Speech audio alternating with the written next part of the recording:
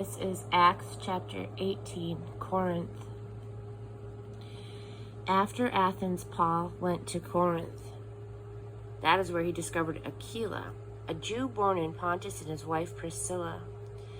They had just arrived from Italy, part of a general expulsion of Jews from Rome ordered by Claudius. Paul moved in with them, and they worked together at their common trade of tent making. But every Sabbath, he was at the meeting place, doing his best to convince both Jews and Greeks about Jesus. When Silas and Timothy arrived from Macedonia, Paul was able to give all his time to preaching and teaching, doing everything he could to persuade the Jews that Jesus was in fact God's Messiah. But no such luck. All they did was argue contentiously and contradict him at every turn. Totally exasperated, Paul had finally had it with them and gave it up as a bad job. "Have it your way then," he said. "You've made your bed, now lie in it. From now on, I'm spending my time with the other nations." He walked out and went to the home of Titus Justus, a God-fearing man who lived right next to the Jews' meeting place. But Paul's efforts with the Jews weren't a total loss, for Crispus, the meeting place president, put his trust in the master. His entire family believed with him. In the course of listening to Paul, a great many Corinthians believed and were baptized. One night, the master spoke to Paul in a dream. "Keep it up, and don't let anyone intimidate or silence you. No matter what happens, I'm with you, and no one is going to be able to hurt you. You have no idea how many people I have on my side in this city." That was all he needed to stick it out. He stayed another year and a half, faithfully teaching the word of God to the Corinthians. But when Gallio was governor of Achaia province, the Jews got up a campaign against Paul, called him into court, and filed charges. "This man is seducing people into acts of worship that are illegal." Just as Paul was about to defend himself, Gallio interrupted and said to the Jews, "If this was a matter of criminal conduct, I would gladly hear you out.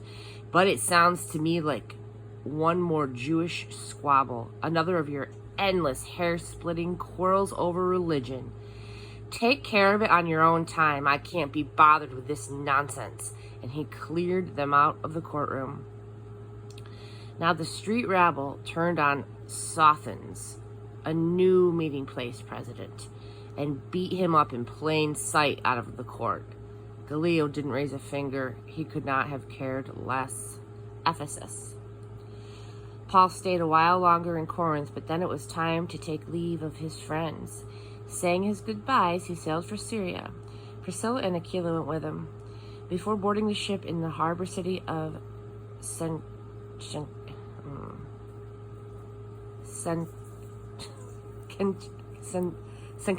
I don't know. I just can't read that one. He had his head shaved as part of a vow he had taken. They landed in Ephesus, where Priscilla and Aquila got off and stayed. Paul left the ship briefly to go to the meeting place and to preach to the Jews. They wanted him to stay longer, but he said he couldn't. But after saying goodbye, he promised, "I'll be back, God willing." From Ephesus, he sailed to Caesarea. He greeted the church there and then went on to Antioch, completing the journey. After spending a considerable amount of time with the Antioch Christians, Paul set off again for Galatia and Phrygia, retracing his old tracks, one town after another, putting fresh heart into the disciples. A man named Apollos came to Ephesus. He was a Jew, born in Alexandria, Egypt, and a terrific speaker, eloquent and powerful in his preaching of the scriptures. He was well educated in the way of the master and fiery in his enthusiasm.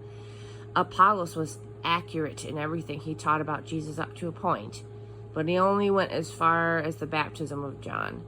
He preached with power in the meeting place. When Priscilla and Aquila heard him, they took him aside and told him the rest of the story. When Apollos decided to go on to Achaia province, his Ephesian friends gave their blessing and wrote a letter of recommendation for him, urging the disciples there to welcome him with open arms. The welcome paid off. Apollos turned out to be a great help to those who would become believers through God's immense generosity. He was particularly effective in public debate with the Jews as he brought out proof after convincing proof from the scriptures that Jesus was in fact God's Messiah.